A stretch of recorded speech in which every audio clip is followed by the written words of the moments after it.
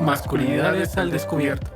Este es un espacio donde reflexionamos entre amigos, entre compas, las construcciones de nuestra masculinidad, nuestros problemas, nuestras vivencias, las violencias que generamos, que reproducimos y cómo éstas afectan a las y los demás, como nuestras familias, nuestras relaciones afectivas y nuestro entorno. Hola a todas y todos, bienvenidas y bienvenidos a otro episodio más de este podcast, Masculinidades al descubierto. Yo soy Antonio Galicia. El día de hoy es lunes 4 de diciembre de 2023 y me encuentro con Emilio Muñoz, de nuevo en la cabina de la Colmena. Buenas tardes a todas las personas que nos escuchan, buenos días, buenas noches, depende de qué hora nos van a escuchar cuando se transmite el podcast.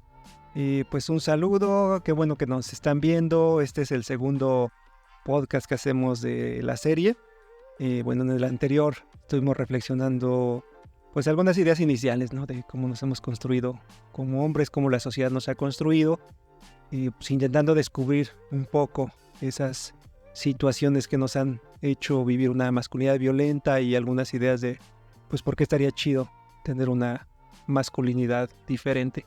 Y el día de hoy vamos a tratar un tema sumamente interesante, y lo que queremos reflexionar en este segundo programa es esta relación que existe entre la masculinidad y la trata de mujeres y niñas con fines de explotación sexual. Que, pues como sabemos, es un problema grave a nivel mundial, a nivel nacional, y pues Tlaxcala se ha caracterizado por esta generación de redes, pero también se sostiene por muchos hombres que consumen esos cuerpos. Entonces hoy nos acompaña el doctor Oscar Montiel Torres, un experto en los estudios de la trata de mujeres y niñas con fines de explotación sexual de las propias redes tlaxcaltecas. Pues bienvenido, Oscar. Pues muchas gracias por la invitación. Espero que sea una reflexión profunda para que ayude a concientizar de este grave problema y que nosotros como hombres asumamos nuestras responsabilidades. Gracias. Pues bueno, les recordamos un poco que la idea de este podcast es ir reflexionando estas construcciones masculinas que se nos han generado desde antes de nacer, decíamos el programa pasado, ¿no? Ya desde antes que nace, si hay alguna idea de que se quiere que sea hombre o si se sabe que es hombre, entonces pues ya hay una serie de mandatos sociales, de prácticas sociales que nos van construyendo como hombres. Y entonces la idea es ir reflexionando estas situaciones y, como bien dices, pues ir desenmarañando estas cosas que tenemos, de tal manera que entre hombres podamos irnos animando, transformar esa masculinidad, ayudándonos, develando, decimos un poco acá, esa parte, pero no solo develando las partes oscuras o violentas, sino también estas partes chidas de otra masculinidad. Entonces por ahí va un poco la intención de este programa. Bueno, pues Oscar, para comenzar, ¿podrías compartirnos qué es la trata y cómo podemos entender su relación con la masculinidad? Sí, pues creo que una de las cosas que se han equivocado en cuanto a las políticas públicas o las acciones de gobierno para el combate de la trata tiene que ver con una cuestión geopolítica, porque lo que estamos viviendo en Tlaxcala es un fenómeno de producción de proxenetas, ¿no? Muy ligado a los circuitos de prostitución, que se empareja un poco con la trata de personas con fines de explotación sexual, ¿no? Pero recordemos que el primer acuerdo y luego que se vuelve protocolo para sancionar la trata de mujeres se conocía como trata de blancas en 1904, luego en 1910 se cambia a trata de personas en 1923 con menores de edad y en el 33 para mayores de edad, y en el 1949 pasamos a definir la trata de personas con fines de explotación de la prostitución ajena, que habíamos llegado a un nivel en donde se sancionaba un tipo específico de delito, ¿no? Que era muy vinculado al proxenetismo, en donde se establece en el preámbulo de este protocolo que se combatirá a la prostitución como un atentado a la dignidad humana, y hasta ahí habíamos llegado muy bien, pero en el 2000 se llega a una primera definición de trata de personas donde hay medios, fines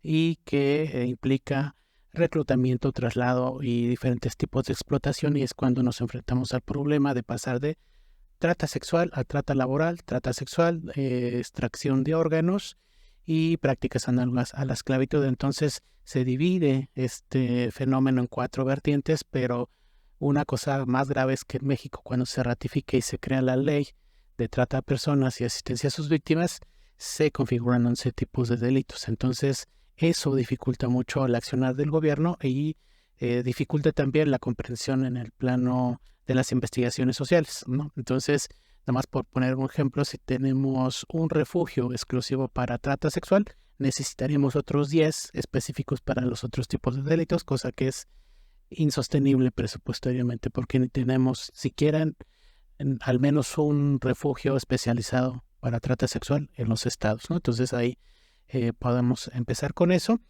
Entonces, claro, entonces si no tenemos esta forma de atacar el problema de forma estructural con las acciones del gobierno, lo que nos queda en la academia, en la sociedad civil, es entender cómo se configura un fenómeno desde las raíces, desde los contextos en donde estamos, y ahí sí podemos argumentar cómo los hombres nos construimos, nos educamos, nos criamos en esa perspectiva de la construcción de una masculinidad consumidora de cuerpos femeninos, ¿no? Y eso es, creo que, lo que tendríamos que ir viendo, cómo esta definición de tipo sociológico de un instrumento internacional va configurando las prácticas o la famosa metodología PASE: prevención, atención, sanción y erradicación de la trata de personas. Entonces, desentrañando cómo la geopolítica va definiendo las acciones del gobierno, podemos sacarle la vuelta y decir, lo que necesitamos son datos específicos sobre cómo se da el fenómeno de este tipo de trata en Tlaxcala, ¿no? Y como les había dicho al principio, lo que se caracteriza en esta región es la producción de padrotes, es decir, una forma especializada comunitaria en donde se enseña a niños y jóvenes, que se les enseña a seducir, conquistar mujeres, engañarlas para poder prostituirlas en lugares específicos. Entonces tendríamos que hacer un análisis de la masculinidad con los hombres que desean ser proxenetas, pero también la mayoría de los hombres que sostienen este sistema proxeneta y que se vincula con el sistema de prostitución, que son los mal llamados clientes, que yo los denomino como prostituyentes. Creo que eso serían algunas cosas para iniciar la reflexión. Oye, Oscar, y en esto que tú hablas de la configuración masculina del padrote y de su pedagogía, ¿qué conexiones ves tú con la masculinidad pues normal, digamos, ¿no? Común, porque, digamos, de pronto se piensa en que el rollo de la trata, pues que es cosa casi como de unos monstruos, ¿no? Que están ahí en algún lugar acechando mujeres. Pero ahorita que tú relatas de un poco de cómo surgen, quiénes son, un poco me surge esa pregunta, ¿no? ¿En qué se parece? O sea, ellos inventan esa pedagogía, la toman de hombres comunes, hay conexiones. ¿Tú cómo lo ves? Pues a mí me gusta siempre la frase de Primo Levi, que dice que los monstruos existen, pero son poco numerosos para ser peligrosos. Los verdaderamente peligrosos somos los hombres comunes y corrientes. Entonces, ¿esto cómo se relaciona con la construcción de un proxeneta, ¿no? Con la pedagogía de la explotación? Pues muchos justamente me han dicho que son sociópatas, psicópatas, o sea, cómo la psicología puede permitirte perfilar a estos hombres, y yo les digo que no, que son hijos sanos del patriarcado. Es decir, si no tuviéramos las relaciones de género como las tenemos ahorita, en donde las mujeres son intercambiadas, son pactadas, son vistas como objeto y luego como mercancía, no podría explicarse la construcción de masculinidades que se especializan en reclutar, trasladar y prostituir mujeres en una forma de esclavitud sexual. Y esto tiene que ver justamente con cómo la cultura patriarcal nos da los elementos educativos, ¿no?, de poder y control sobre las mujeres. ¿Y qué queremos controlar? Queremos controlar su sexualidad vinculada a 2 esferas, la reproducción y el placer. Entonces, cuando se habla de la reproducción, nosotros queremos conseguir a una mujer, una pareja que sea la madre de nuestros hijos, y toda la cultura nos enseña que tienen que ser blancas, puras, vírgenes, ¿no? Y eso nos va habitando no solo en lo racional, sino también en el plano somático, en nuestros cuerpos, ¿no? Entonces, justamente cuando analizamos cómo elegimos la pareja, nos habitan dispositivos construidos desde nuestros padres, nuestros abuelos, la escuela, la religión, ¿no? Y todas las prácticas culturales van en ese sentido, ¿no? Conseguir una mujer pura para que sea la guardiana de mi semilla, ¿no? Como hombres, ¿no? Por eso decimos la madre de mis hijos, ¿no? No de nuestros hijos, de mi semilla. Pero también cuando vinculamos que la semilla viene de semen, ¿no? Es un semen para la reproducción. ¿Qué pasa con otra esfera que decía? La esfera del placer. Ese esperma que es para el disfrute de la sexualidad. Entonces, a partir de la creación del patriarcado, surge justamente la institución de la prostitución. Y la prostitución entendida bajo el mito de que es el oficio más antiguo del mundo y que si no existiera los lugares de prostitución habría más violaciones. Entonces ahí tendríamos que ver cómo se nos coloca a nosotros los hombres como potenciales violadores, por acción o por omisión. Es decir, si nosotros cuando estamos a favor o en contra de la prostitución estamos haciendo algo ahí, pero también cuando hay chistes, hay conversaciones en donde hablamos de las cariñosas, hablamos de las mujeres de la vida alegre, entonces con nuestras acciones también vamos reproduciendo estas lógicas de que debe existir la prostitución, ¿no? Entonces, eso por un lado, ¿no? Cómo se nos ha normalizado la existencia de mujeres para el disfrute masculino, como un derecho de nosotros los hombres histórico. Entonces, ahí, si nos colocamos en esa perspectiva con acción o con omisión, nos colocamos como que sí, estamos aceptando que nosotros tenemos una sexualidad irrefrenable, que si no la satisfacemos vamos a violar a las mujeres que veamos en la calle, ¿no? Entonces tendríamos que salir de esos mitos y decir, no, las acciones que hacemos nosotros los hombres son acciones racionalizadas y conscientes. Si decidimos tener relaciones sexuales o abusar sexualmente de las mujeres, son cosas que vamos pensando y tenemos decisión cuando lo hacemos, ¿no? Por eso existen las leyes, la ley de acceso de las mujeres a una vida libre de violencia, que ha definido muy bien los ámbitos y modalidades de diferentes tipos de violencia. En este sentido, tendríamos que estarnos cuestionando cómo hay discursos arcaicos que nos van habitando y van justificando que nosotros podamos consumir mujeres, porque además, partiendo de que hay perfiles de prostituyentes, los mal llamados clientes, y si analizamos cómo se han construido esos perfiles, ¿no? Por ejemplo, están los desolados afectivos. ¿Quiénes son los desolados afectivos? Son aquellos hombres que tuvieron una relación y enviudaron, los dejaron, se divorciaron, fracasaron, y entonces para poder tener como este acompañamiento emocional vinculado sexual, pues van con mujeres en situación de prostitución, ¿no? ¿Qué hay de las desoladas afectivas? No hay lugares donde puedan tener esta recreación de su sexualidad y el disfrute de su sexualidad. Están también los aislados afectivos. ¿Quiénes son los aislados afectivos? Esos hombres que no tienen las capacidades afectivas para relacionarse con una mujer, buscar una novia, una esposa, un amante, ¿no? Y entonces está la prostitución para poder tener este espacio de reproducción de la masculinidad. No hay así tampoco hay espacios para las mujeres que no tienen estas capacidades, para las aisladas afectivas. Tenemos también esa construcción vinculada al capitalismo que es el hombre consumista. Entonces vemos los anuncios de bondad, los men's club, entonces se nos va generando una ansia de consumir esos cuerpos que se nos están vendiendo y ahí vamos, y entonces es otra forma. No hay algo así para las mujeres, ¿no? Tampoco no hay una construcción del consumo mercantilizado de cuerpos masculinos para las mujeres. Entonces vamos viendo cómo se va construyendo las desigualdades en estos ámbitos.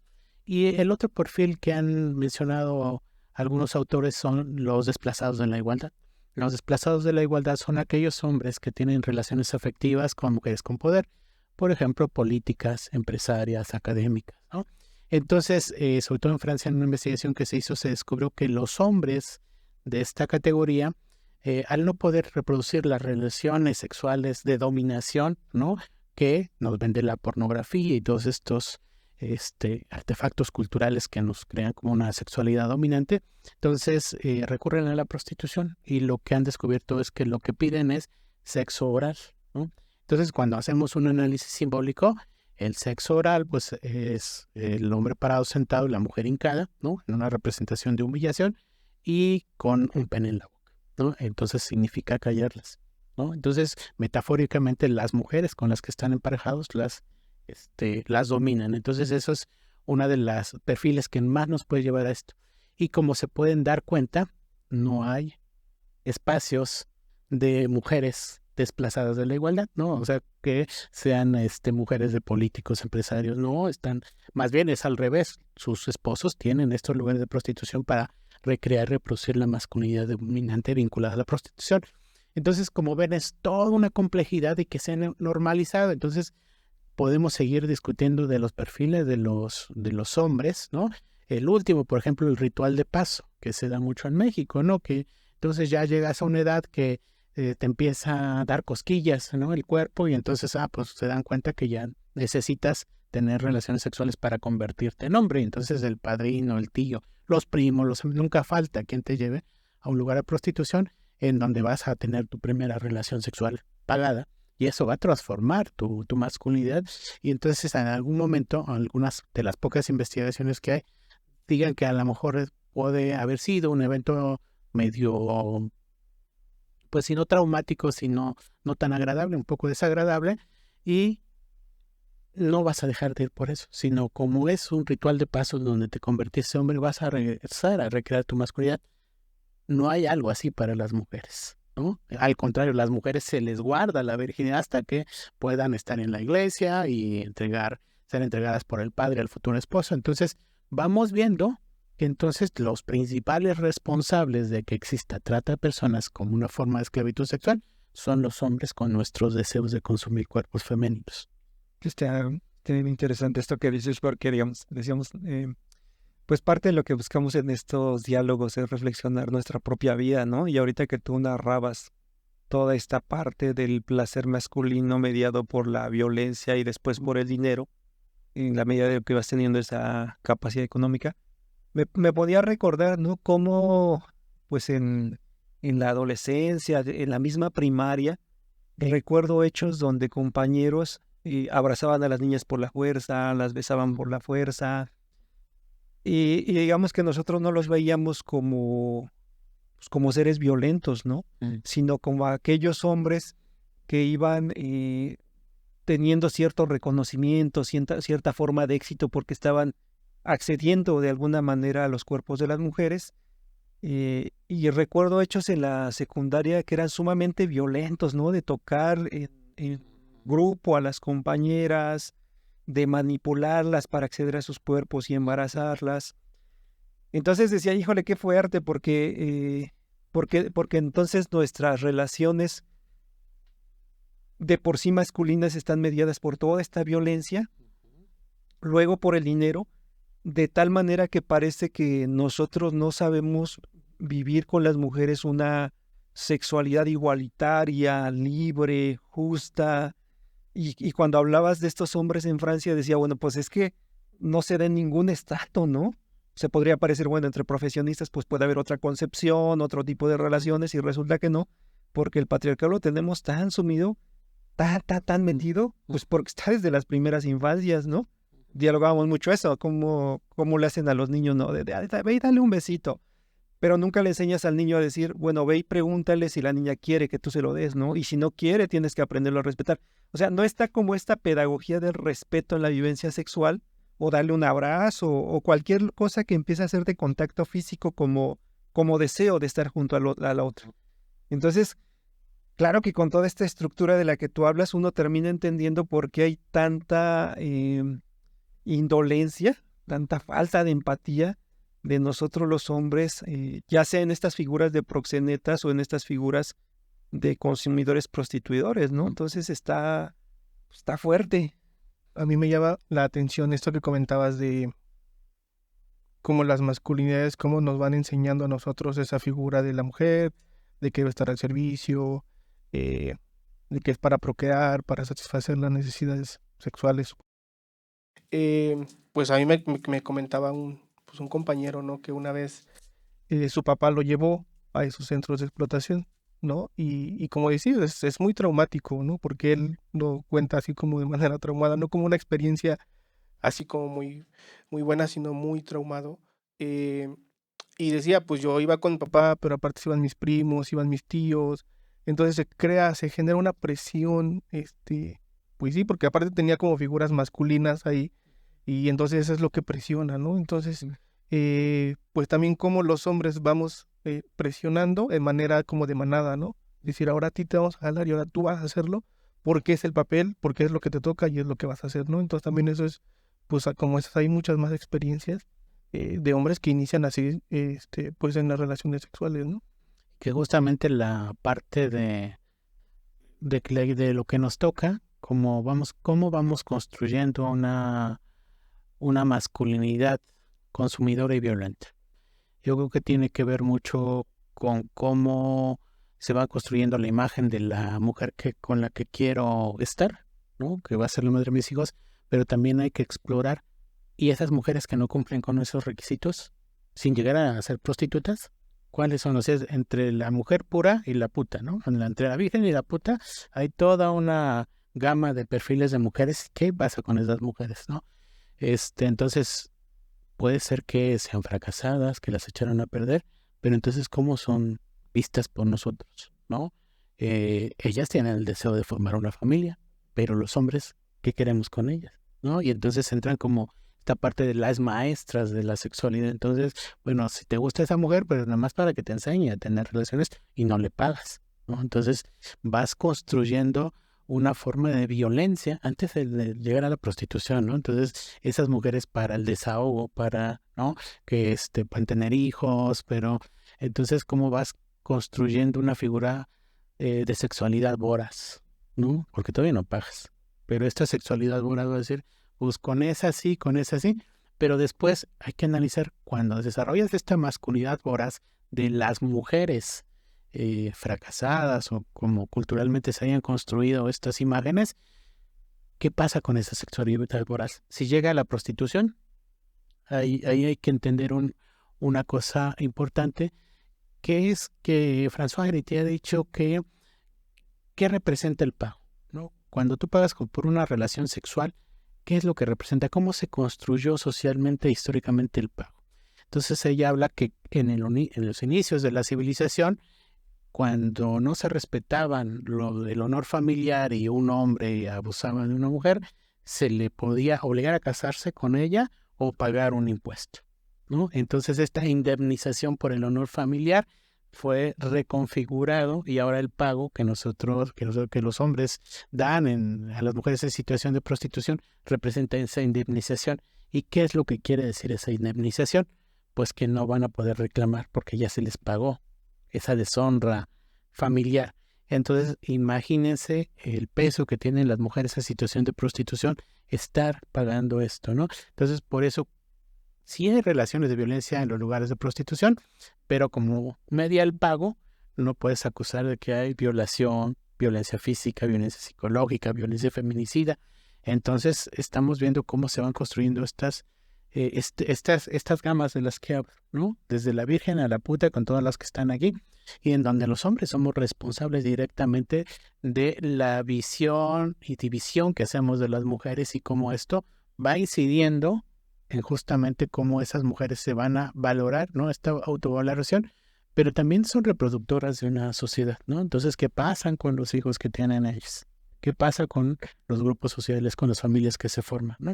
Entonces, nosotros o los hombres que pagan por servicios sexuales se lavan las manos, ¿no? Y entonces los niveles de violencia que hay en México, pues no pasan por este filtro de análisis, ¿no?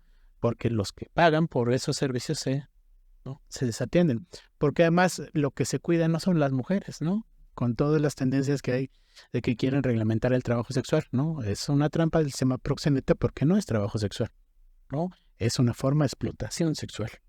Aunque sea de forma voluntaria, la voluntariedad no tiene que ir en contra de los derechos de las mujeres en general. Aunque una mujer decida estar ahí libremente, vemos que no es una libertad sin una estructura. Es decir, ella puede llegar libremente, pero la estructura tiene características de un sistema de esclavitud sexual. Y entonces, si tendríamos que explorar eso, es entender que la prostitución es una de las formas más arcaicas de violencia contra las mujeres, extrema, ¿no? Entonces, como pueden ver, hay como mucho que reflexionar y me gusta porque estamos cambiando el enfoque, no es como ¿por qué están ahí? ¿No? Que las putas, ¿no? Porque no tuvieron educación, porque las violaron. No.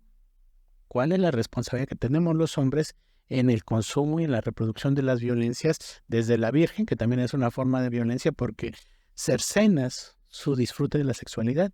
Cuando tú dices virgen, ¿no? Las mujeres, pues entonces va a esperar hasta que se case.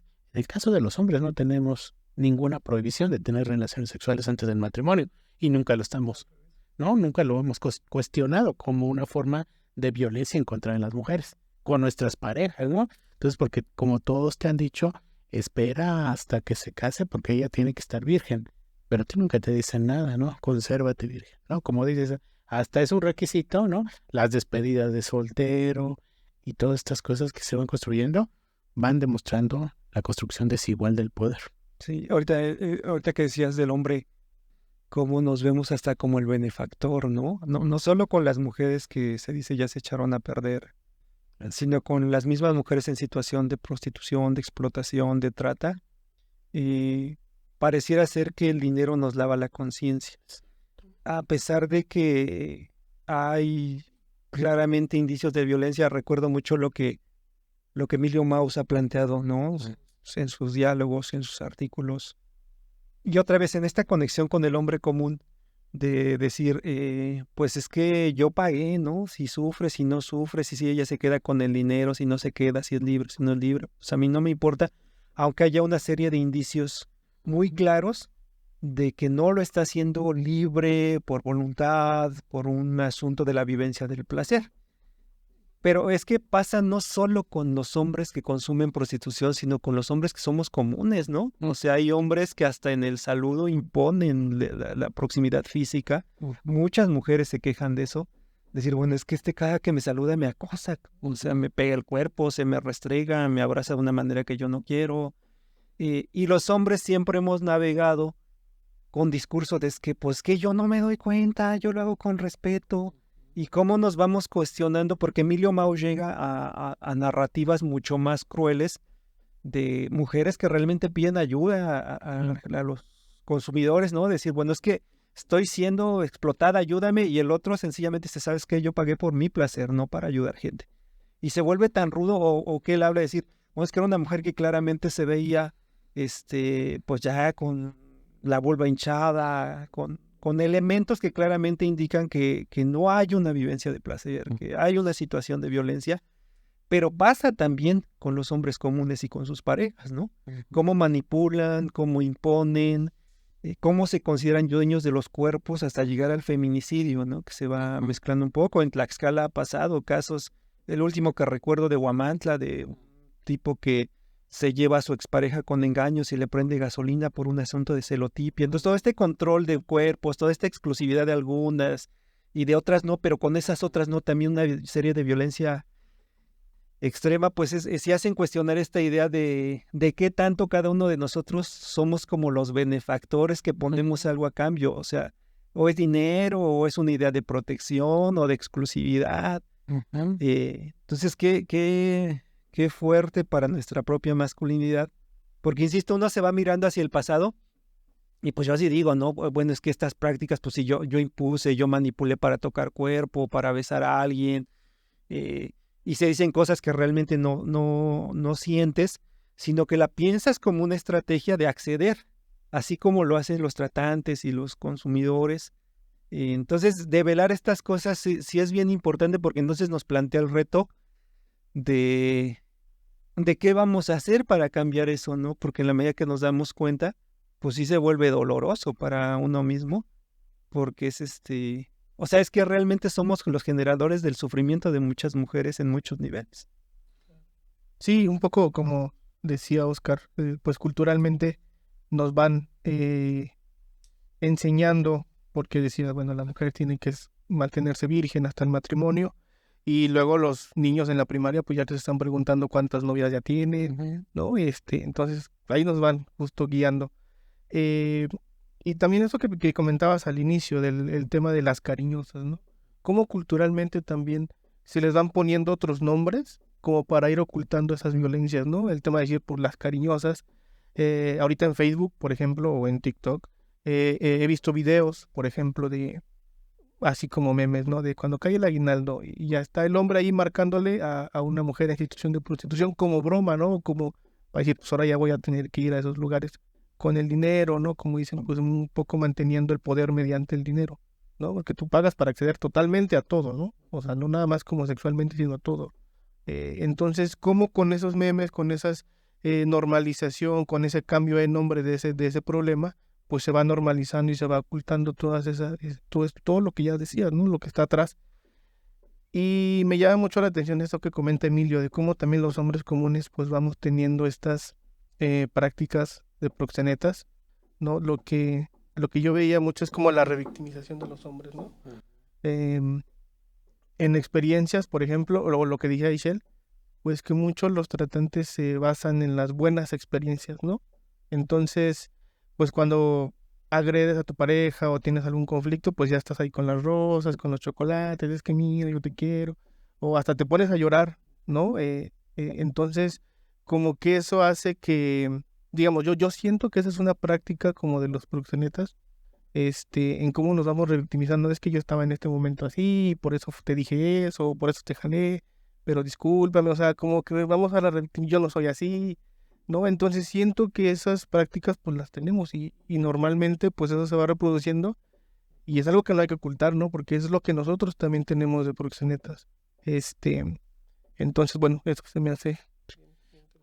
Pues hay varios niveles de análisis con lo que acaban de plantear. Uno de los primeros es justamente que no todas las mujeres que están en condición de esclavitud sexual van a estar golpeadas o tristes, porque el sistema proxeneta se ha dado cuenta de que pues las mujeres que más venden son las mujeres que seducen, atraen, ¿no? O sea, si uno piensa en los lugares en un bar, entonces las mujeres que más van a tener fichas o servicios sexuales va a ser las que van a llegar, se te sientan en las piernas, oye papito, mira, toca, ¿no? Y te invita o te agarra la mano y le tocas los senos, las pompas, ¿no? Y entonces, pues cuando los clientes en general llegan, pues, ¿cuál trata? ¿Cuál no? ¿Qué esclavitud? Si aquí están libremente, al contrario, yo me siento acosado porque yo no quiero, ¿no? Pero es justamente en cómo se ha construido ese teatro, ¿no? El teatro es construido por el sistema proxeneta, ¿por qué? Entonces, entre más las mujeres sepan tratar a los hombres, pues más servicios van a tener y más ganancias van a tener para el sistema proxeneta. Entonces, una de las cosas, tendríamos que ver eso, ¿no? Cómo hacemos conscientes, cómo nos hacemos conscientes los hombres de, aunque veamos que está todo bonito ahí, hay condiciones de esclavitud, ¿no? Esa es como la analogía del esclavo feliz, ¿no? El esclavo feliz es el que reproduce mejor la esclavitud y ahí tenemos ese indicio claro de que el sistema proxeneta está haciendo eso. Luego, justamente la normalización de este tipo de violencias. Hay un meme también en donde dice, soy investigadora porque no tuve cuerpo para OnlyFans, ¿no? Y se compartió en su momento muchísimo, ¿no? Por muchas académicas incluso. Entonces, como también el sistema proxeneta nos habita, ¿no? Decir, bueno, si tengo cuerpo, tengo una mina de oro, estoy sentado sobre una mina de oro, ¿no? En el caso de las mujeres, entonces tendríamos que desnormalizar esas prácticas, que es un esfuerzo titánico, decir, bueno, pues es que así crecimos, ¿no? Porque también nos lleva a otra cosa.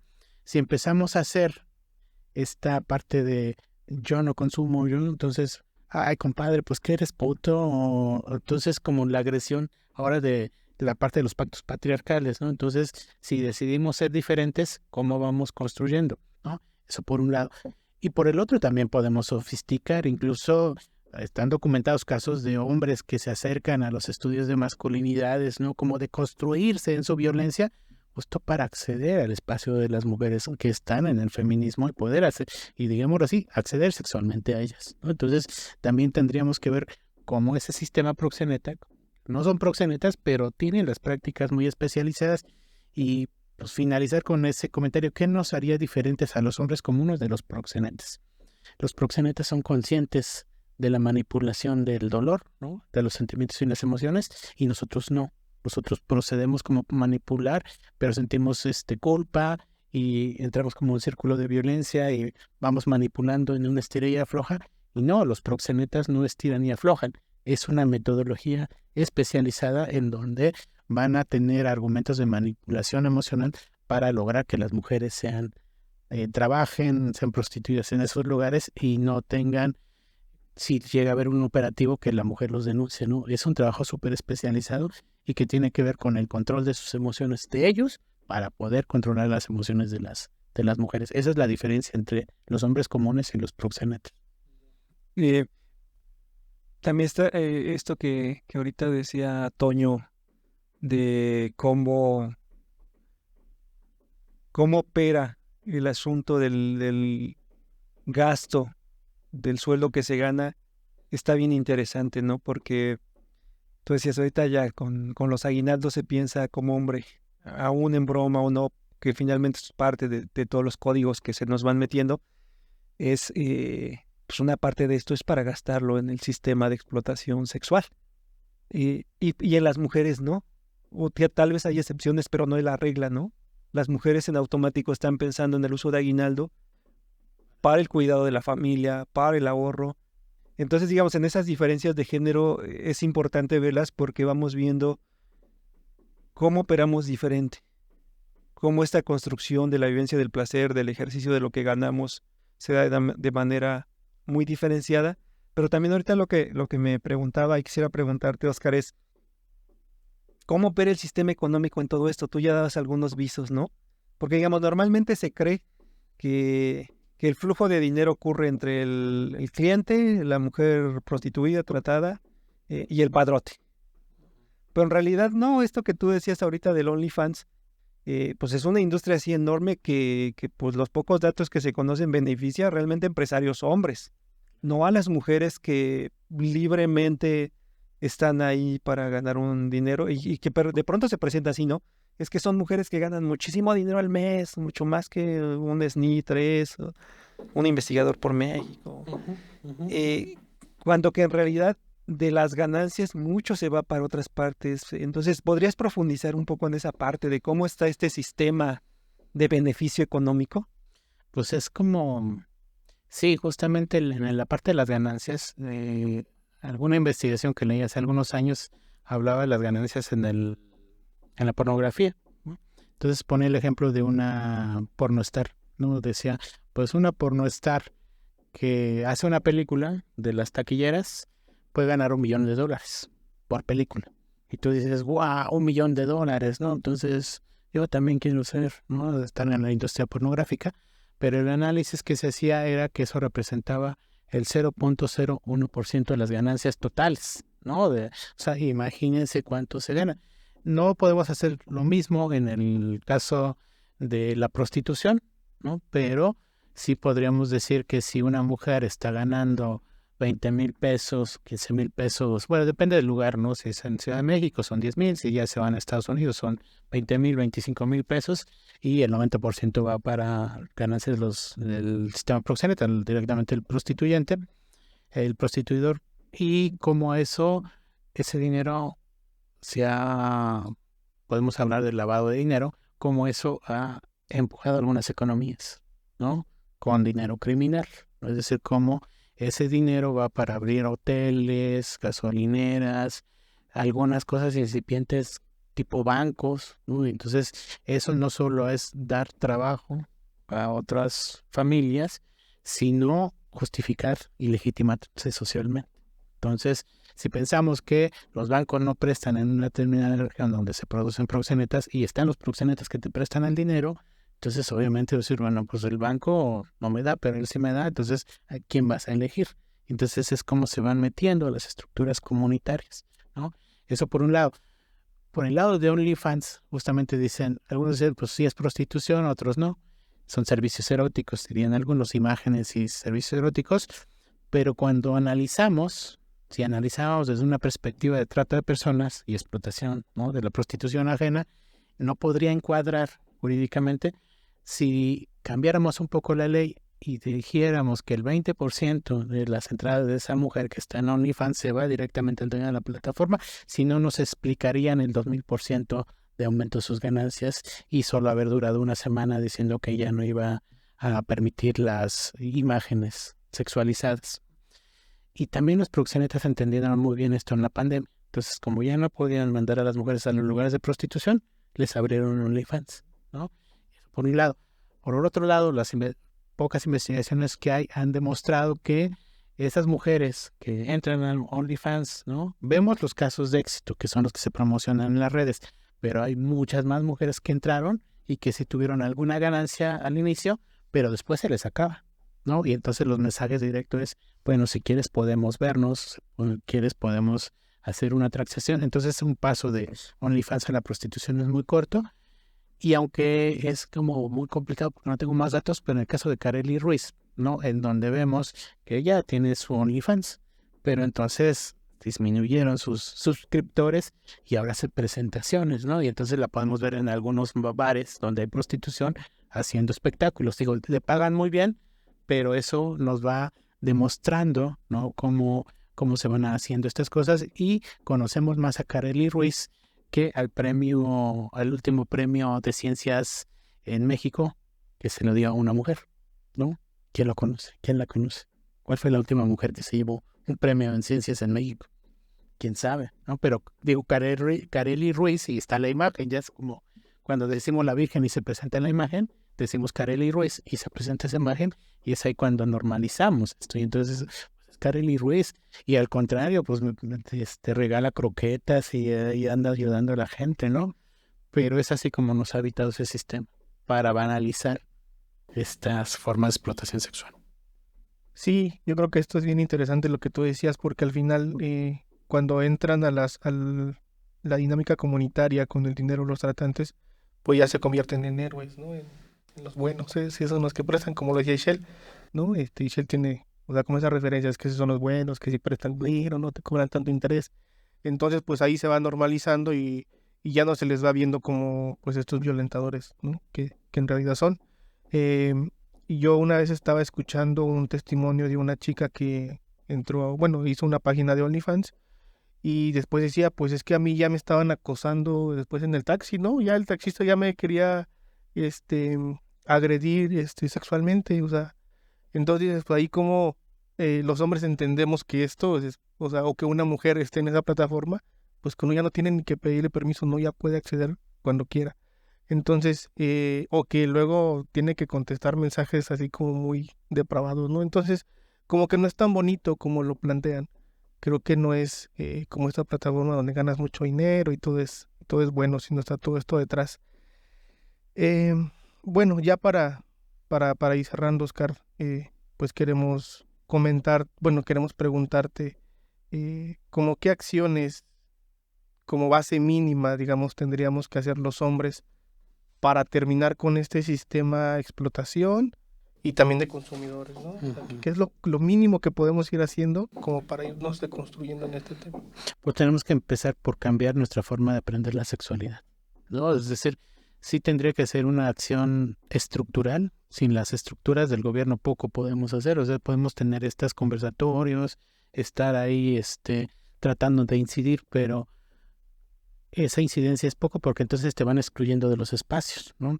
Lo estamos viendo ahorita en construcción de un modelo de trabajar la violencia masculina, que si es con el Estado, sí puedes acceder a las estructuras, puedes meter estos talleres de deconstrucción en la masculinidad, por ejemplo, con los funcionarios públicos, ¿no? Que son los hombres que tienes a la mano, es decir, cómo con ellos podemos trabajar y que sea obligatorio que trabajen ellos, pero no solo los funcionarios a nivel federal, sino el estatal, el municipal, y meter a las universidades públicas, que también son funcionarios públicos, los docentes que estamos ahí. Entonces tendría que ser una acción coordinada que tendría como eje justamente, uno, identificar cómo los hombres aprendemos a ser violentos, y entonces en algún momento parar nuestras violencias y decidir no seguir ejerciéndolas.